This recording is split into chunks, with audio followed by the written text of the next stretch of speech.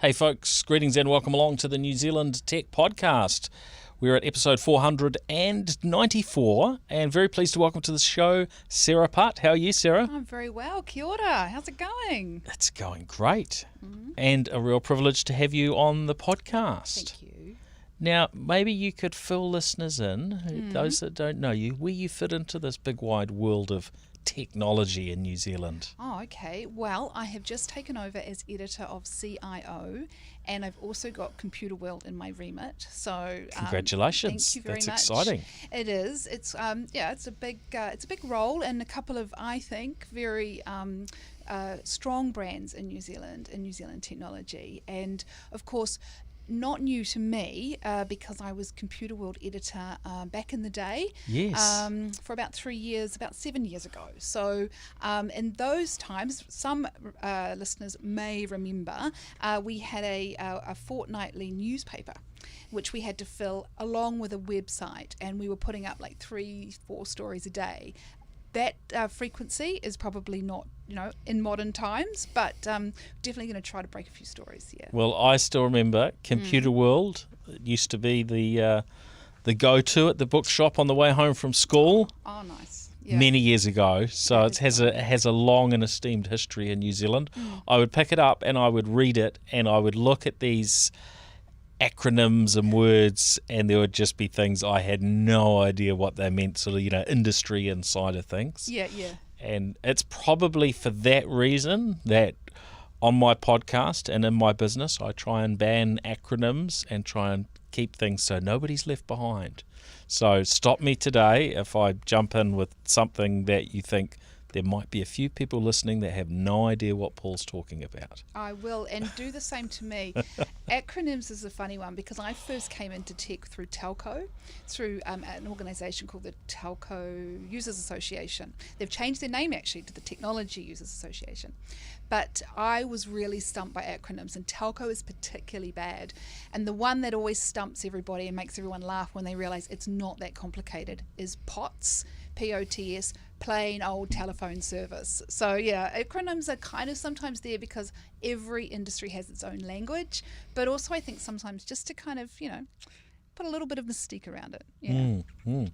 Well, first up, a big thank you, first of all, to you for coming on the show, Sarah, and to CIO and Computer World for making you available. It's really, I think, an important part of the New Zealand Tech Podcast that we do have, the journalists from the tech sector in New Zealand coming and contributing to the show when it fits. So I hope this will be something we will be able to do, more than once every 494 episodes. Exactly. Well, thank you for having me. Yeah. And a special thank you to our show partners: Sumo Logic, Vodafone, Spark, Vocus, HP, Samsung, and Gorilla Technology. So it's great to have those companies who are really standing behind and supporting the technology sector here in New Zealand, and to have them also as part of that supporting the New Zealand Tech Podcast and making the show possible. So let's jump in. There are so many exciting things this week. We were watching some of the keynote presentations from Apple's Worldwide Developers Conference earlier, and for those that are very keen to get a taste of what happened, there's a huge amount of coverage online to sort of delve into, as well as watching the keynote itself. But today we're just going to drill into a few of the things that caught our attention. Yeah. I think first up, Sarah, and this, it's interesting. Macs, the Apple Mac, accounts for less than 10% of computers sold, but it still, holds a really important place within the technology sector, and it's pleasing that Apple have taken the Mac more seriously in recent years. There was a window of time there, and listeners will recall me bagging Apple for not updating, some of their products, and I think, to me it was a real lack of respect for those, dedicated Apple users who had invested in their technology and then would find that Apple might, leave it, however many years before they would update a particular product. And that it's just, that sort of thing is really at odds with the whole technology sector and the idea that technology is constantly getting better and better. So pleasing to finally have confirmation from Apple that they're making this huge change to the Macintosh ecosystem in terms of the underlying chips that will sit inside of them going forward. And the bit that I haven't seen confirmation on yet, and look, there's been so much to absorb in the last few hours, and both of us have other things to consume as well as what's going on with Apple. So we will fill some of these pictures out, and it will be covered in other places. But is the clarity of whether Apple are basically going to have the Intel chips completely gone within 2 years, but they're talking about a 2-year transition. And look, from a general perspective of somebody that uses a Mac, and there are a lot of those people out there, from their perspective, it may not mean a lot that the chip that's inside, because you don't see it, you really just see the results of the chip. My computer's fast, I've got great battery life or poor battery life. And the last change that they did a decade or so back from the PowerPC chip to the Intel chip was all because the Intel chips were doing so much better from a performance and battery life perspective. And now I think the picture's a little bit different with Apple's move to ARM chips. They've heavily invested in that area, aren't they? Because they bought a chip company, themselves, and they over quite a number of years now have been developing their own custom chips, which is what we see in the iPad and the iPhone, and even down to, and I don't think these are necessarily the ARM chips that are going to be in the new Macs, but even down to custom chips for the AirPods. They've really got stuck into a much deeper level in terms of designing and creating the innards of the technologies they've been launching. So it's an interesting time to see this announcement. And I guess there's so many aspects and directions we could go. What's the impact going to be on Intel? What does Intel's future look like? Will they be able to get to those sort of top performance levels, or will this be something where we see the Intel chip still playing an important role for Apple in the future? It's so interesting that you say that about the chip, because it's so humble and yet so integral to everything in technology. And Silicon Valley, for goodness sake, we named this whole thing that we do every day after it, and obviously a place as well. I think the chip is really, it's become a more and more understanding. It was a little bit overlooked, but now realizing that innovation can start at that very tiny point. And that, like you said, it's not something you can outsource. It's not something that you can leave to somebody else. Although ironically, they do actually outsource the making of the things, obviously to these big foundry companies like the one in Taiwan. And I have to the TSMC. I always forget the acronym. So Yes. Taiwanese Silicon Manufacturing Company, I think, is because we're not doing acronyms. Remember, Paul, we're not. Thank doing you. That. So so really interesting, just down to the actual making of the thing. And I understand that they were even moving on from silicon. That's how they move so fast. Intel's a really interesting one. If you see Apple moving away, what's Intel going to do? Because it tried to go up the stack. It tried to say we're more than just this little bit of silicon or whatever it is, and the IP that goes onto it. And they even at one stage, like 2 years ago, were trying to bring smart glasses back. What Google did with, what was it, the glass? Was it glass? Google Glass. Google Glass, yeah, that's right. Yeah. And of course, it just didn't take off. It was one of those techs that may be too soon. Who knows? We'll see if they'll come back again in different guise. Intel's and doing that and going further up the stack, they've actually hit their customers, and they start competing with their customers, and their customers go, well, hang on a minute, I don't actually want you to do that. So it's a really interesting progress for them. So kind of hard news for them, but obviously Apple are really getting back to the heart of where their development lies. So good, and I agree with you about the Mac. I agree that they did leave it to its side. It wasn't flashy, it wasn't cool, it wasn't what people, and younger listeners may be surprised at this, but even 10 years ago, we were lining up for these things, in the middle of the night for these iPhones and all the rest of it. But yeah, so that it's really interesting to see them go back to their core. And look, there is an interesting parallel here with Microsoft. Now, Microsoft have been, in a way, trying to emulate some of Apple's success from a hardware perspective. Now, they've done it with some fresh products in terms of the Surface product range, which have now, of course, is actually emulated in a way, you could say, by Apple and others who have been inspired in some way by what Microsoft did with the Surface product. But I think we're talking in the direction of 10 years now since Microsoft have been trying to incorporate ARM chips into computers that run Windows. And this has been fascinating to follow, because they just haven't done very well with it.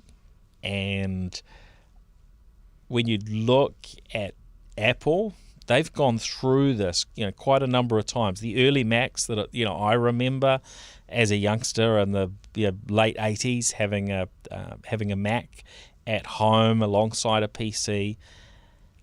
The Mac was running the Motorola 68000 series processor, and then they recognized at a point this isn't going to deliver what we need. They transitioned to the PowerPC chip through Apple's partnership with IBM and Motorola, then on to the Intel. Now they're doing it again, but they've been pretty successful with those transitions. And I've got to say, I can't imagine Apple having the same struggles that Microsoft has had with trying to utilize these ARM chips at this, bringing them to the center of what they do on laptops and desktop computers. So it's a heritage thing, though, isn't it? I mean, Apple is born in hardware and in user experience. And one of the reasons why, as a youngster, why we all went to Apple first, and why they retain that loyal core. And you talk about technology people being Apple fans. I think also in the media and design community. I mean, the very first computer I ever had any kind of work with was with the Apple, because it was in a design. It was actually working for a computer games magazine in London, of all places, and I got this role in advertising, but I had to use this Apple Mac, and it was so easy and so intuitive, and just the thing that I always remember is the rubbish bin on the screen, which I know that sounds like a really simple thing, but just being able to take a document and put it in the trash can, or we would call it rubbish bin, and I think as well, but all of that starts at the very core of that hardware, and I think that's where their heritage is, and that myopic attention to detail that we know is in their DNA. And I think that's what you're talking about when you talk about, I see that they managed to make those big technology leaps because it's in their DNA, and we forget that about companies sometimes, I think. There's also something to be said for their application, sort of broader ecosystem is more compact than what Microsoft are dealing with, right? Absolutely. So it makes it a lot easier, and of course they put the pressure on the big players, and they're very good at doing this. They've already got Microsoft and Adobe, who would be the two big software vendors who if you use a Mac, then most likely you're running Apple software plus something from Microsoft or Adobe or both, amongst other things. And they've got their own App Store. I guess the way that the apps are generally written and compiled means it's reasonably easy for them to switch that underlying chip and away they'll go. Away they'll go. And also when you think about it, just thinking about those percentages, if you've got 10-15% of the hardware of the Mac, the PC market, then you've got they've only got about 15-20%, and these are just sort of common roundabout figures. I haven't got the latest, but again, it's 15%. But what are 15%? Top end of the market, hugely profitable. I'm talking about the iPhone here, the smartphone market. It's absolutely always, and that's what gives them their power and their closed ecosystem as well. The fact that they do keep it very tight. They've only had to occasionally concede to the other big technology players in order to get their applications or whatever onto their phones when they know they can't do it. And Maps is one that springs to my mind where they didn't get it. They had to go back to what Google does. Recommending Google Maps. They just couldn't. Yeah. They couldn't do it themselves. Yeah. And do we want technology companies that can do everything, that want to do everything? No. I think it's important to have variety. Interesting you say about apps. I just read somewhere actually that they review over 100,000 apps a week. That's how much is coming through that store. Pretty amazing. And they're taking. You've got to automate that process, don't you? Well, you do. Well, they're all taking 30% cut on every one. So it's a pretty good business model. One that's a little bit under this microscope at the moment. People are looking at it and saying 30%. Take or margin on every app that goes through. It's an interesting one. There's some challenges there too. Yeah. Now it seems like Apple are reasonably well down the track on this. So later this year we will see the first of the new Macs. They're talking again, as with their last transition, I think about a 2-year transition window. There will be new Intel Macs coming out in the shorter term, but I've just had a look online and I'm not seeing anything that gives complete clarity, but it does seem as though that would probably be a complete switch. So the Intel Macs will disappear, but I'm sure they can change that strategy as they wish.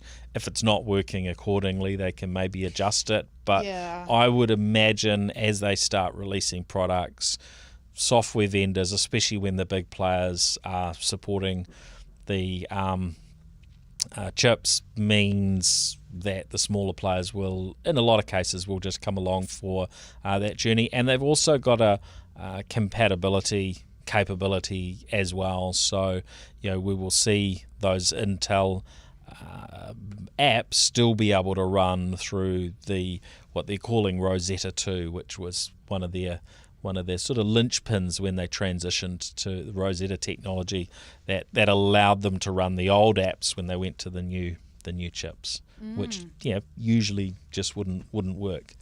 So technology transitions are always interesting. Yes. So this will be a fun one to follow, and just to see how they ultimately end up in terms of if it's a lot better battery life, if it's better performance.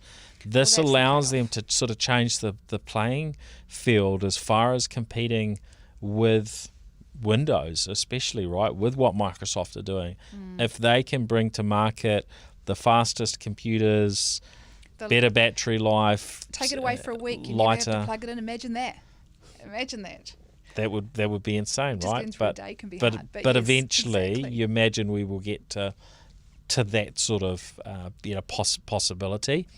And then there also, as part of this, there becomes the ability on the Mac to be able to run your iPhone and iPad applications, for a number of reasons, but partly because you're running effectively the same, maybe a more powerful version of the chip that sits in your iPad or your iPhone, which then brings us to, which Apple haven't talked about, but we've talked about it on the New Zealand Tech podcast before, this sort of coming together of the Macintosh operating system with the iPhone, and will we finally get touchscreen Macs? Come on, Apple.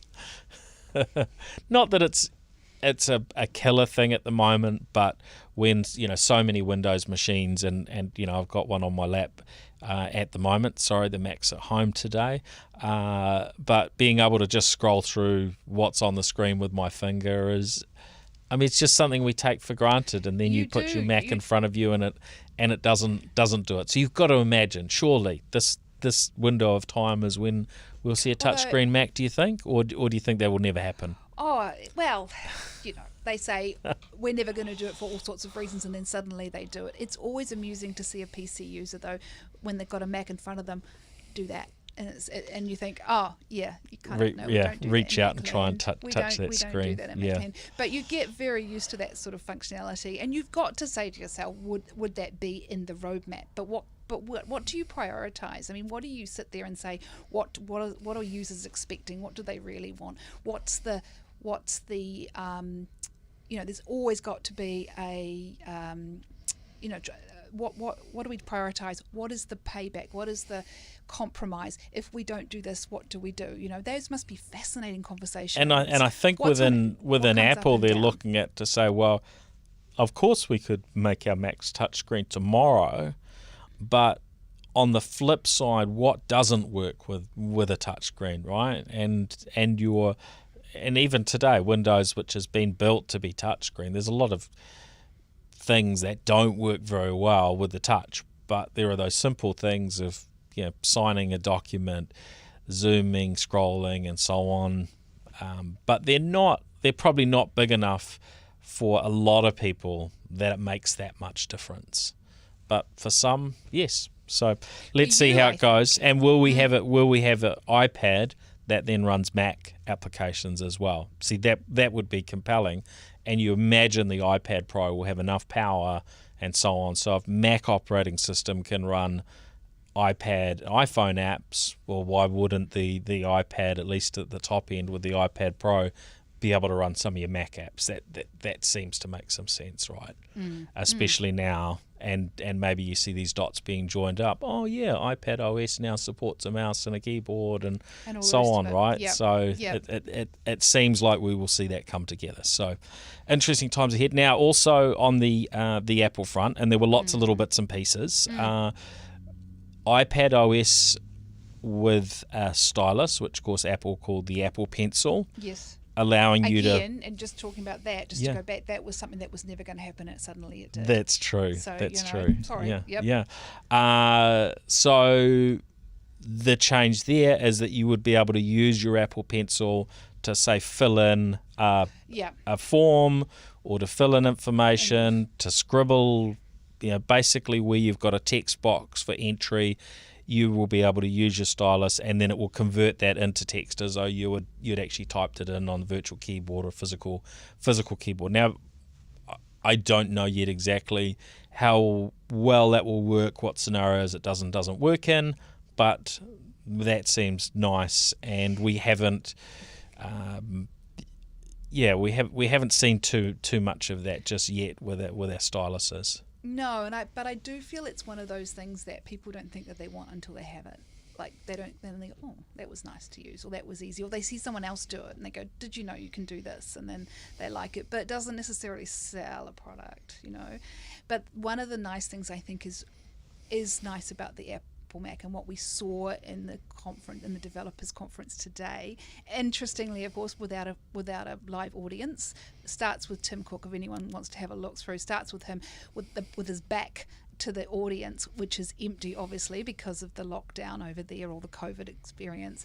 But what you saw right through the whole presentation was all these little gems that just make you go, oh, that's what's so nice. That's what's so good about this business, about this company. It kind of understands those little human things, whether it's making a little what do they call them, memojis, like your own little one with a little mask for for the pandemic, little mask so you don't get the disease, on the little virtual you, virtual you, to things like a little timer when you wash your hands, so you don't have to sing ABC anymore. It's those sorts of little touches which I think have always set this business apart.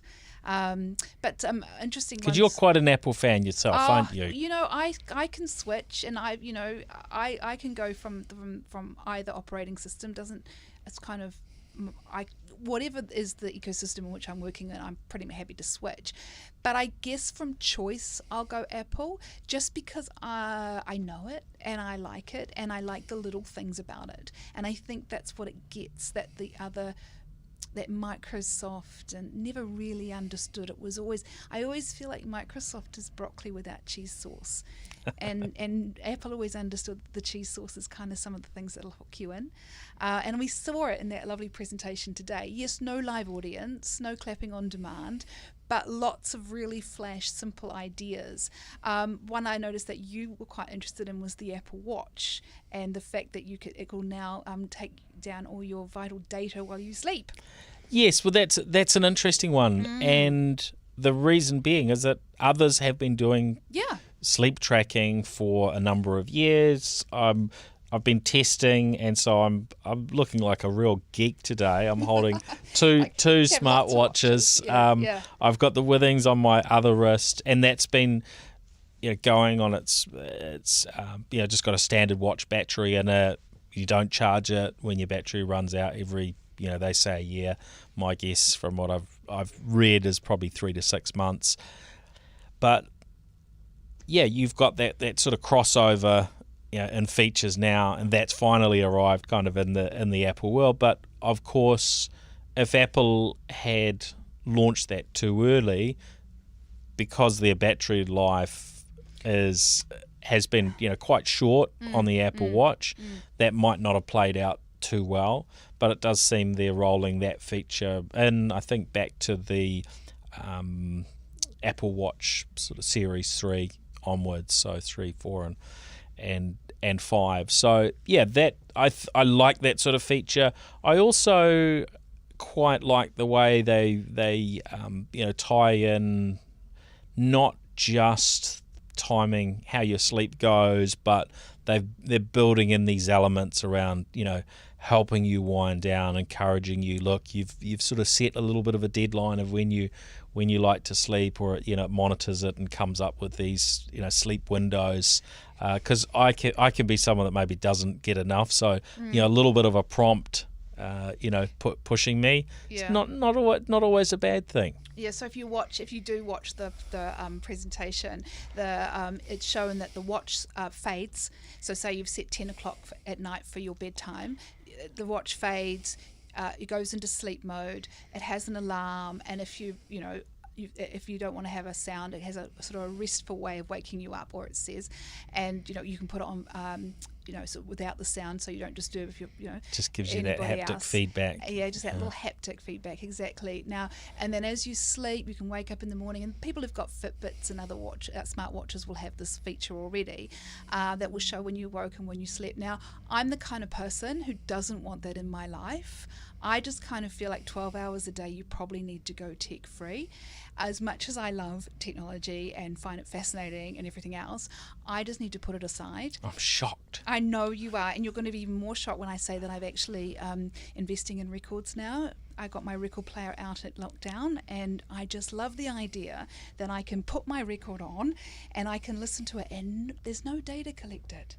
Nobody somewhere in some big system is putting what I'm listening to for how long and where. Just unplug your Alexa, or make sure you don't have any of those things, or an Apple device or something out. Or you've got to clear the decks of or any device that sort of has some sort of list. I mean, look, Apple, to be fair on that side, have continued to really lean in the direction of privacy, and I think It's fair to say they are working to be the leaders from that perspective. And no and today was another example in terms of some of their things. One bit that stood out to me was around sharing your location, and I'm sure there's other websites that do it, but the one I always seem to notice, and I move around lots and lots of devices, but I go to the New Zealand Herald website, and it wants my location, and I'm thinking, you do not need to know my location. You get enough off my probably IP address, which you can get anyway.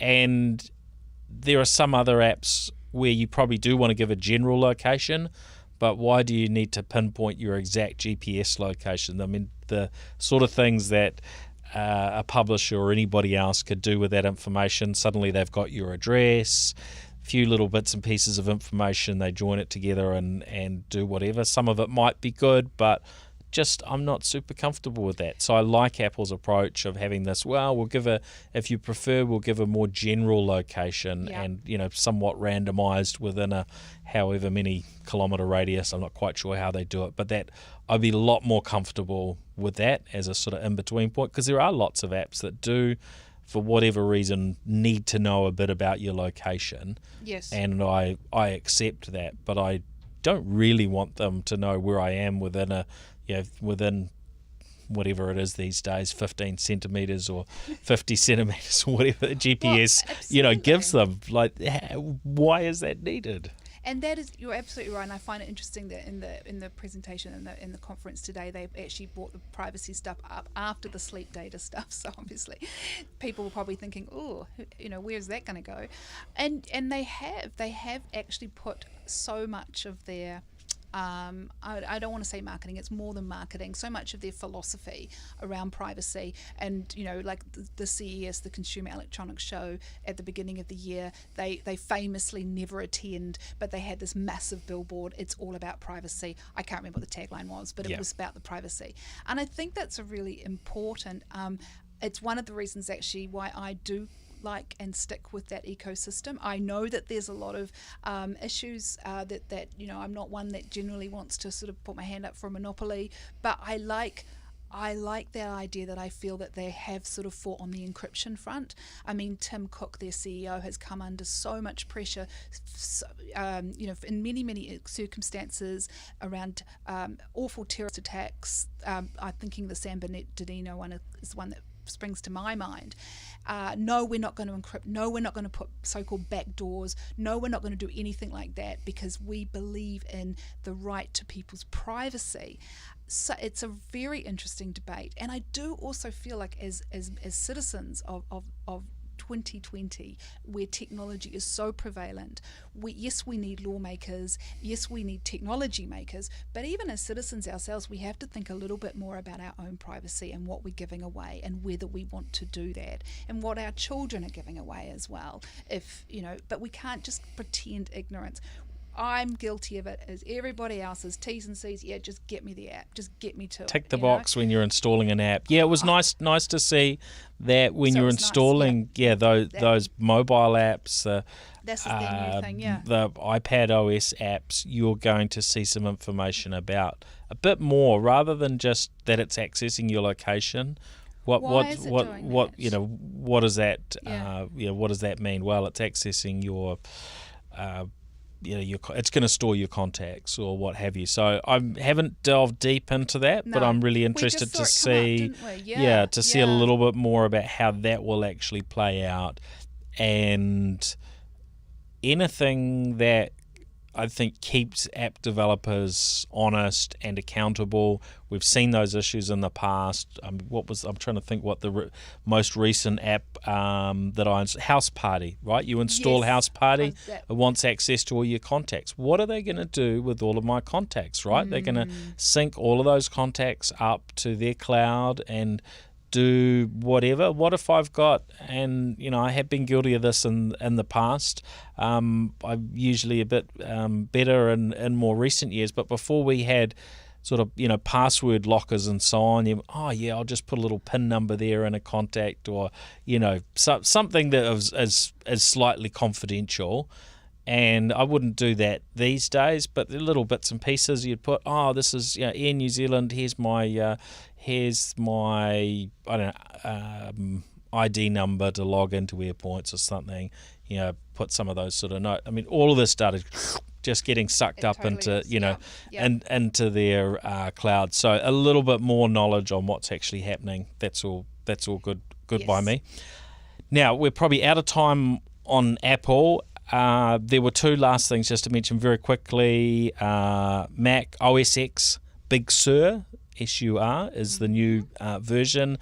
That's obviously the underlying updates, so that will run on the ARM-based Macs as well as Intel-based Macs. There's going to be lots and lots of mostly design type things, and I'll spend more time looking into that. But it does look as though they're making a real effort to sort of freshen up Mac OS X. And then on the maps front, there seems to be a bunch of changes, some new routings for cyclists, although very limited locations at this stage, so I didn't see any sign of New Zealand or even Australia on the map. And then also EV routing, so those with electric vehicles, like myself, then so you could say, well, I want to travel from Auckland to Wellington, say, and it's going to give you some direction on what your options are, so you can stop and charge accordingly along the way. Now, there's a bit of smarts required to that, so presumably they will need to get a bit of data around what vehicle you're driving and so on. The other bit that I guess loosely linked with that is this Apple, what are they calling it? Car key. Where basically your phone will be able to get you into your car. Now, it seems like the 2021 BMW 5 Series is the first that will have that. I've seen some few things. This has been talked about in recent weeks, and people wondering whether Tesla are going to come to fit in and use that technology. Not sure. I mean, it already uses your phone anyway, whether it's Apple or an Android to get into the vehicle, so not necessarily a big deal, but it will be just interesting to see who comes into line with that. But I would imagine they'll get some pretty quick adoption on that with newer vehicles. And I think as well, we don't really think about technology and climate change, because there's a lot that technology has at fault there. But just pushing towards EVs, pushing towards cycling and biking and all those kinds of things, pushing towards a more sustainable lifestyle, making the phone the center of everything. I think that's a very interesting move, and in a way, an examination of how tech can change behaviours, buying behaviours outside of the traditional tech kind of ecosystem. So very interesting to see that. And it's always a hard one, isn't it? Because we do live so far away. We're not on top of the roadmap.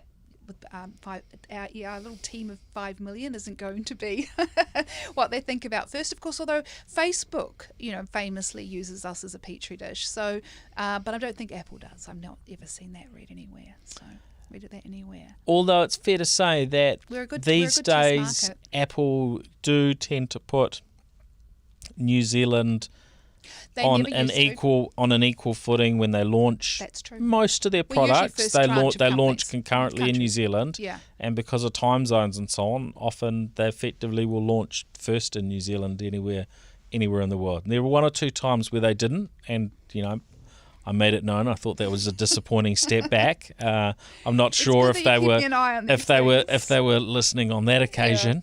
Sometimes the New Zealand Tech Podcast has influence. I'm not sure that's quite big enough to our reach is quite big enough to make major waves in Cupertino. But never say never. All right, so that's most of the Apple things. Yes. Few other things I'm keen to chat through this week as well. Okay. TikTok. Tell me what's happening in the world of TikTok. Well, it was look. We have listeners of all political persuasions, yes. But I think there were a fair few people seeing the media coverage of Trump's rally over the weekend and seeing it very empty after he had boasted that 1 million people wanted to attend. Probably found a few haters having a good laugh, which I think in New Zealand the stats are probably that there's a lot more here that aren't fans than are. But tell us about the role of TikTok in that. Well, TikTok is this, as we all should really know by now, is a social platform, obviously for. Well, you probably don't know much about it unless you're a teenager under 25 or you have teenagers living in your house. It's something that sort of snuck up on everybody. it's just it's probably the biggest in terms of getting people on board, the fastest growing app ever. Really, I mean. It took about sort of where it took Facebook 10 years. It took them like a year, Yeah, because they were previously known as Musical.ly, and I remember somebody saying, telling me maybe I don't know quite a number of years ago. Oh, this is the this is the next big but thing. It wasn't till and it did take quite some time before it all sort of came together, but it has accelerated very, very quickly, hasn't it? Well, to a certain extent, it's also some things, like we talked a little bit about glass before. It's some things just happen a little bit too early, and I think it was Vine. Was that the Twitter version that they'd bought? So it was like 6-second videos. So TikTok's big thing is it's 15-second videos. Yeah. And although I understand that you can actually put a whole bunch together and make it a little bit longer, and make it a minute, which is super fast anyway. And so TikTok, like you point out, was Musical.ly, and then it got changed to TikTok, and I think they have their owners and are in China, so that's always an interesting controversy in America, and that whole kind of America versus China geopolitical situation, which tech often finds itself in the middle of. But anyway, that aside, it's just been, I've been watching it for like the last year. I don't go on it because I'm over 25, and I read in the Guardian that that's creepy if you go over it if you don't have any connection. And I don't want to be creepy. Oh, that's so funny. But that was about 6 months ago when it wasn't quite as relevant. Everyone's on it now. Everyone's on it now. Now. There's all sorts. Well, apparently they did some studies around in Britain and Spain and the US, and whilst that's not representative global, I think we could probably see the same behaviour here. Young people, age 4 to 14, around about that age, they were spending something like 80 minutes a day on this thing. They're also spending 85 minutes on YouTube. So this is lockdown. They haven't got anything else to do, presumably. But I can't imagine watching 80 minutes of 15-second videos. What does that do to the brain, for a start? But anyway, that aside. There's a scientific study that needs to be had. I think someone's got to be doing their PhD on that. But they've got... what they did over the weekend, the sort of the news, if you like, is this: they all went on and registered to attend the Trump's Tulsa rally, and they all came in. Who's they? Who registered? So the TikTok users and K-pop. So they got together as an alliance, and they registered. And so the aides were saying to the president, to Trump, hey, you're going to get about 1 million people. He was sharing this, and then of course there were empty seats, and I think it was very small amounts of people. 16,000, I think was I was going to say 6, but 16 was. Oh, maybe that was the capacity of the stadium. Yeah, I think it was 6. Anyway, there were a lot of gaps in the footage that I saw. Yeah, definitely. And it was a really great example of, they all basically galvanized their group, the group on TikTok, to do this, to go and register and then not show up. A fantastic example of the power of that particular platform to make change in real life. It used to be that you'd go and do remember those I think people still don't, they do those instant, you all have to get together and you do like instant dancing, or what was it called, and you'd organise these things online, and then you'd go and everyone would, like a crowd crashing thing. Sorry, haven't got the word. It escapes me. I'm trying to remember the word as well. Crowd was part of it. Yeah, crowd was part of it. So somebody out there is yelling at their phone right now, going the actual word. So apologies for not coming up with that one. But now we're actually got a social media where people are actually working together to not attend something, to embarrass a president, to change the narrative almost or to insert themselves into the narrative of this fascinating US political election from a social media network which is all about, or started being and is still really is about, dancing for 15 seconds and lip syncing, and it's not lip syncing, it's interpreting different types of music. It's incredibly creative, TikTok. It's what's fascinating about it is you might think if I wanted to create an app or whatever that was in the entertainment business, I would curate entertainment from, Hollywood, all these places. The business model is all predicated on, the channel and having restriction and all about scarcity. People can't watch many channels, so we curate the content. We create content that we think will sell. This is a business model in abundance. It's just masses and millions and millions and millions of little videos, and what is good and what is exciting and what gets the zeitgeist, comes to the top, goes viral. It's just such a fascinating change in the way people are accepting their entertainment. I despair, really, I have to say, for the broadcasters when I see something like TikTok so much grab the imagination of our young people. I think if they're growing up watching 80 minutes of 15-second videos a day, they ain't never going to be turning on 1, 2, 3, 4, whatever it is. They're just not going to go there, are they? Oh, fascinating times ahead. Well, very, very interesting to see. And look, it just shows the way that technology disrupts everything. And, certainly Egon Trump's Donald Trump's face on this one. But now another area that's been getting disrupted by the latest technology has been getting things into space and Rocket Lab here our very own in New Rocket Zealand. Lab. So, it's like to claim. Rocket Lab USA, as they call it now, which I guess is for varying reasons of where the funds are, and their HQ is now in California, and NASA is a client. So there's all these reasons why it's not Rocket Lab New Zealand. Never mind, they're still doing all of their launches so far have been from New Zealand, although that will be changing in the not too distant future.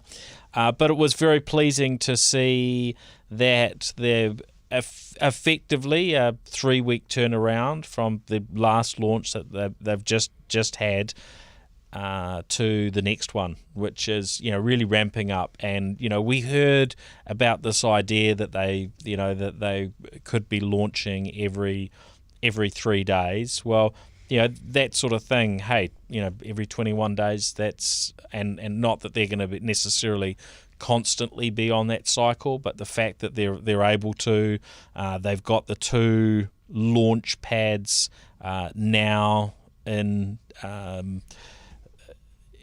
New Zealand, which is great, right next to each other. They've got the US one coming on stream. I mean, they really are going from strength to strength, and it's impressive actually. I was looking at some of the SpaceX info on their first launches, and it was an interview with Elon Musk that I was listening to. And it was some years ago, and at that stage, I think they'd had 3 launches, and at that stage, they hadn't actually managed to get into orbit. Now, Rocket Lab, their first, launched the Electron. It did go haywire. They didn't manage to get into orbit. They learnt some lessons there about trusting a third party that let them down. But that was it. That was sort of the failure as far as and that was their first test launch. And from then on, everything's gone incredibly well. Well, I think that was about 2 years ago from memory, and we did all sort of moving hold on so quickly, isn't it? I think the business is only 13, 14, 15 years old. It's pretty young, and it's I think we claim it because for 2 reasons. One is that we didn't have a space industry before Rocket Lab, and one of the great unique things that we have in New Zealand is our isolation, the tyranny of distance and all of that. Yes. And half the time it's a really bad thing, and half the time it's a really good thing. And when it comes to launching rockets, I think it's a good thing.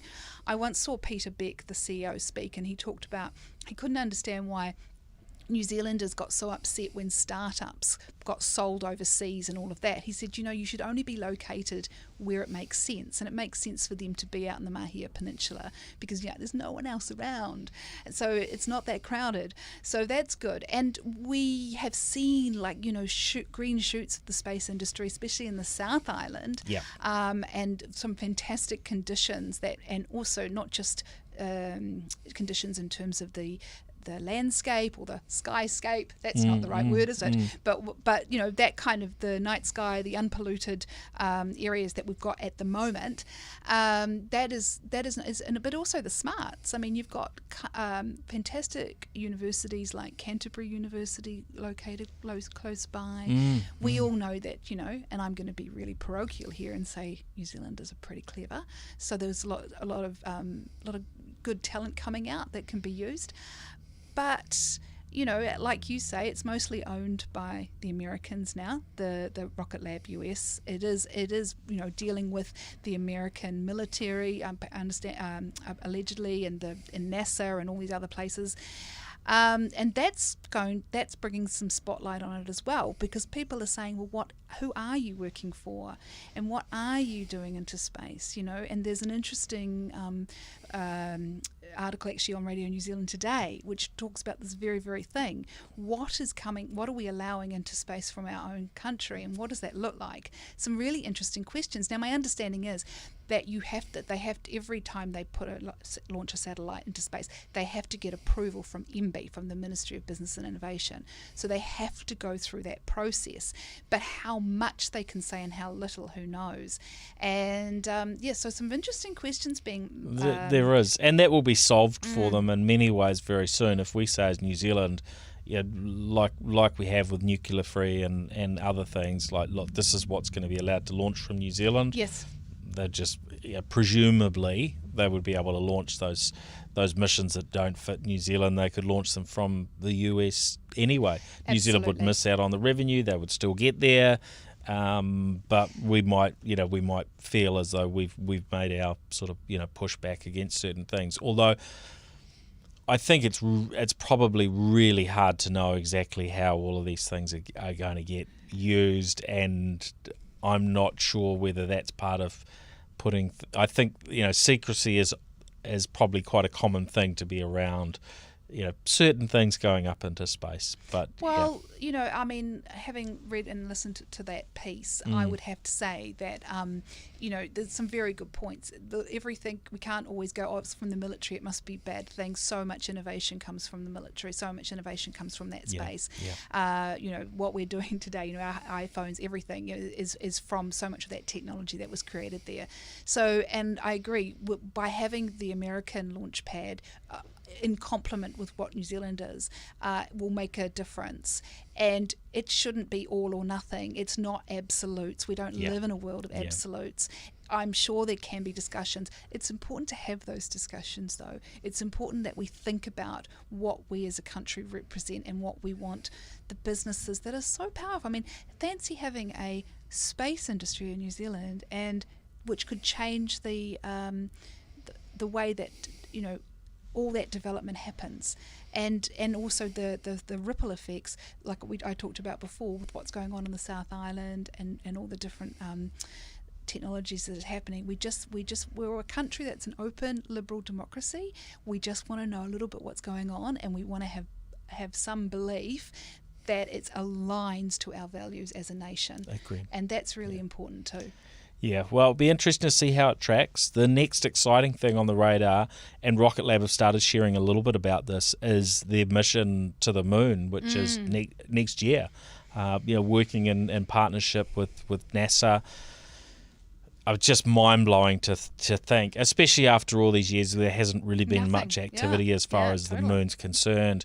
And then, little old New Zealand is going to, in some way, in a great way, be involved in that. So there's a lot to follow. I mean, certainly if you're interested in that, then it's worth delving into a little bit more. We don't have the capacity to delve into that side today, but certainly it's been a privilege to have Peter Beck on the New Zealand Tech podcast a number of times. And if you're interested in hearing that, his story, then look that up on the New Zealand Business podcast. It's just fascinating hearing his journey. He's incredible, and I think an inspiration for so many of us. He should be, and I think what we as a nation need to do is to have more Peter Becks, right? More people in all the given areas. So look, we've got our Peter Beck, and getting into space, but that should be possible across so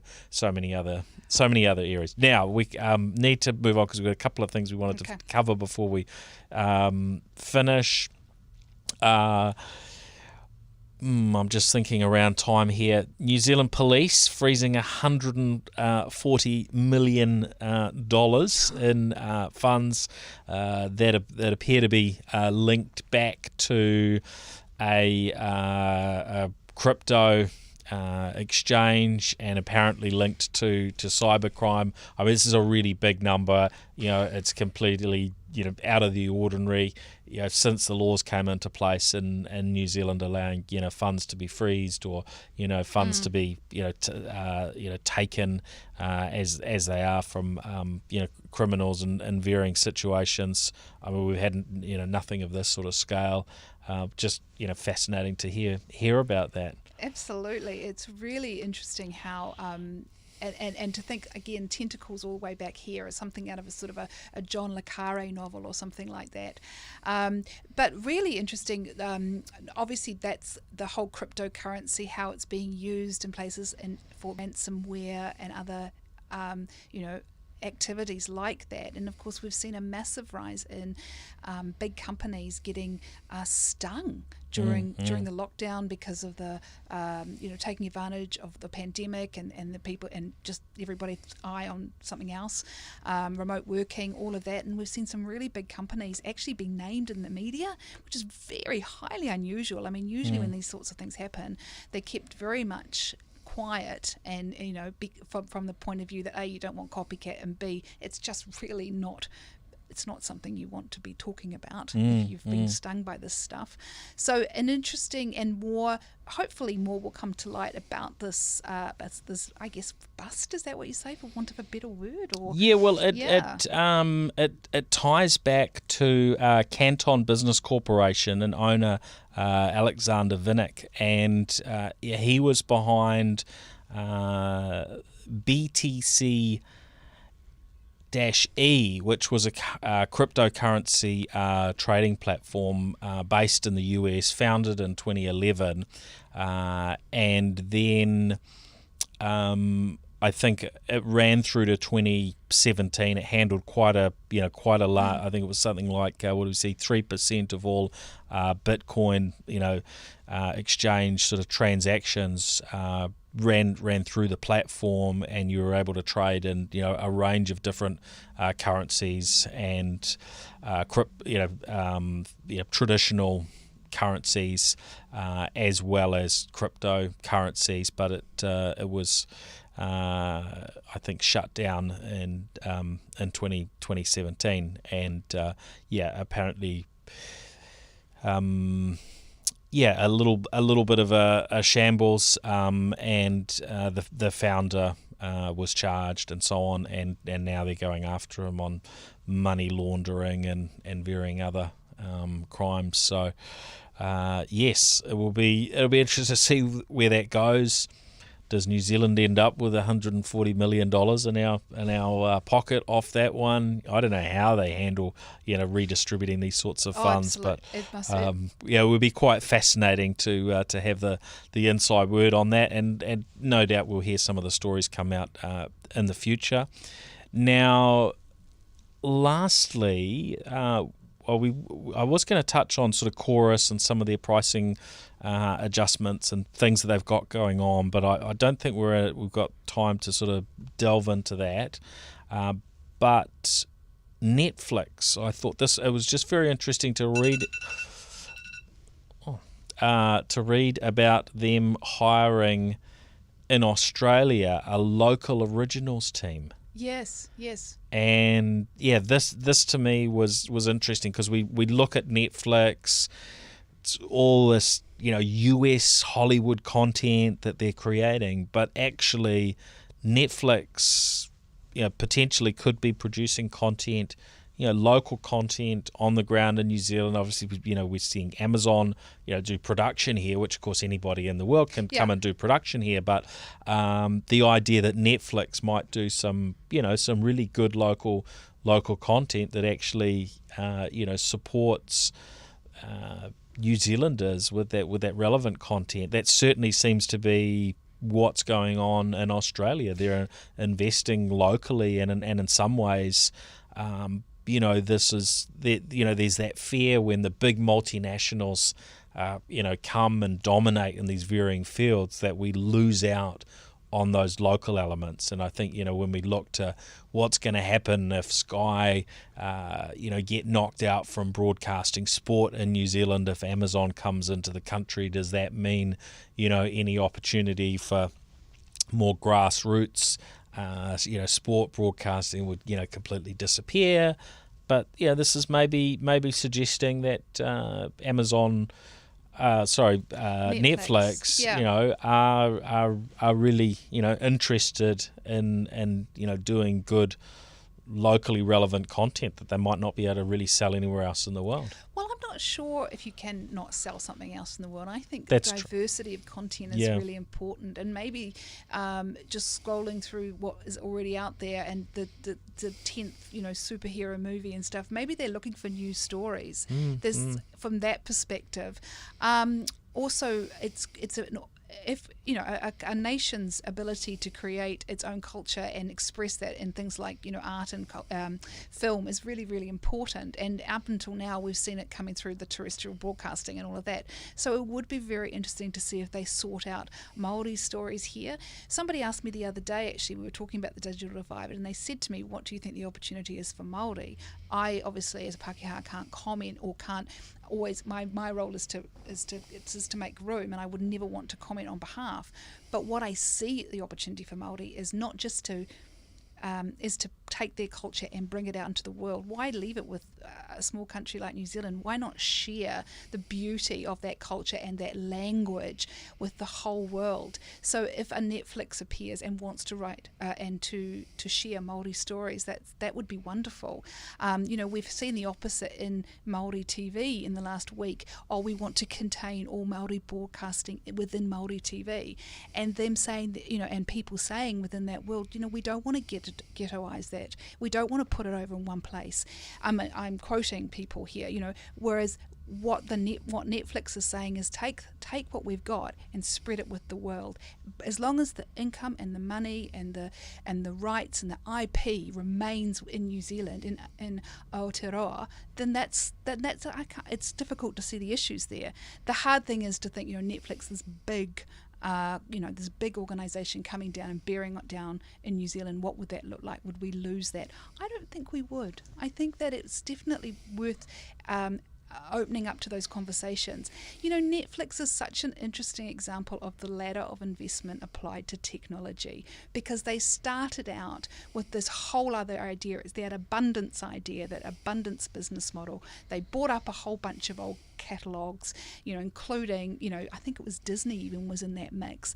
They bought all this stuff up, they put it out there, and everybody was like, oh wow, I can go and watch a movie from the 80s, that's awesome. And then suddenly they used all the data from what people watched to create series like House of Cards, and now they're going up the chain, up the level, up the value chain, and now rather than just providing us with Hollywood blockbusters and big rom-coms and thrillers and all the rest of it, they're now from maybe turning the other way and going back to the countries which they've sold to us and going, tell us your stories. What do they look like? Tell them in your voice, because we don't know those stories and we want to share them with the rest of the world. So yeah, it could be quite cool. It could be, yeah. And look, I wear the hat, often of a futurist, and it's, I encourage that sort of thinking and that mindset. it's actually really hard to work out where are we going to be 5, 10, 15 years out when looking at these things, and you don't quite know because there's aspects of it. Netflix have to make it work, financially. There's governments that sort of come into play. How does this picture look like? How local will they get? Will it actually be good or bad for for our media locally, right? There's they come in and then maybe that can impact other productions. There's a lot you could delve into probably just on that topic alone. We could do half a dozen episodes. So we will leave it there, but absolutely fantastic to have you on the show, Sarah. Thank you for having me. Any highlights? You've just been back at CIO and Computer World for a couple of weeks. What have you been writing about? Oh, well, I mean, I don't want to end on a low note, but I think the Health and Disability System report that came out last week, it's 250-page, doorstopper. But go to the digital. But you've read section. It all? No, I haven't. I've only read the digital section. I did cheat a little bit. I went straight to that. It is disappointing that in 2020 we've got all these fabulous technologies and everything's kind of moving and there's all sorts of different ideas out there that as a consumer it's still really difficult, probably impossible to go into your electronic health record if you can access it and change your address. There's just so much that the health system just needs to change, and it was a shame that this report landed in a week where we had the rise in the COVID health story with the quarantine, because actually I think long term, once we can get over this awful pandemic, long term this report is essential, and IT and technology is going to be at the heart of this transformation, and certainly from what I'm hearing from the health IT community, long overdue. They're desperate to get started, and we need, as the pandemic's shown us, we need more technology, better technology, leadership and roadmaps in our health system. Agreed. Because it's not just for those of us who are fascinated and interested by tech, it's right across the community. We need to bring everybody up with tech. We do, and that's that sort of role of everybody being a futurist, right? We need more of that sort of mindset within sectors like health, and I mean health is a real concern. There's two sides, one to how we can leverage and utilize tech better to bring better outcomes and better health for people more efficiently and so on. Then on the flip side, talking to some of my team over the last week, as we've seen these huge cyber attacks, massive one on Australia, across so many aspects of Australia, government and business, and then those attacks that we've seen from a ransomware perspective. And we've got a health system that is using technology from a very long time ago, it seems. There's a lot of legacy and so issues, it's not just that we can't use technology in sort of standard sort of modern ways and that we're missing out on that. It's also that we just don't know how secure any of this stuff is because some of the systems are just so archaic. So lots to be done there. So we can read a bit about that at CIO. That's it. That one's actually Computer World. But finally, if I would like to end on a positive, had a nice article with Lance Wiggs, venture capitalist, which I'm sure your listeners will be well across the work that Lance has done over the years. He talked about the fact that recessions are not necessarily the best time to start a business, but when you do start a business, they tend to last, they tend to have endured. And so if you are a tech startup, if you're thinking about it, there's this the Elevate Fund, which is this $300 million fund that the government's put up this funding for. It's kind of a fund for venture capitalists. That should be out in the market towards the end of the year, September, October, November. So the venture capital funds that secure that funding from the government, and it's almost like a match. They'll find this amount of money will be matched by the government's fund. They'll be out looking for some pretty cool startups and some interesting companies that they want to invest in. So we talked about Peter Beck before. He's another fantastic example of New Zealand tech and New Zealand startups. And so there's certainly support out there for people who want to take opportunities. Absolutely, absolutely. Well, thanks everybody for listening in to the New Zealand Tech Podcast this week. We will be back again next week, and some interesting changes. We have a new partner to announce for the show next week, so we'll be filling you in on that. And some more great guests coming up on the weeks ahead. So thanks everyone. We'll catch you next week back on the New Zealand Tech Podcast, and be sure to go to podcast.nz to find some other great podcasts to listen to. See ya.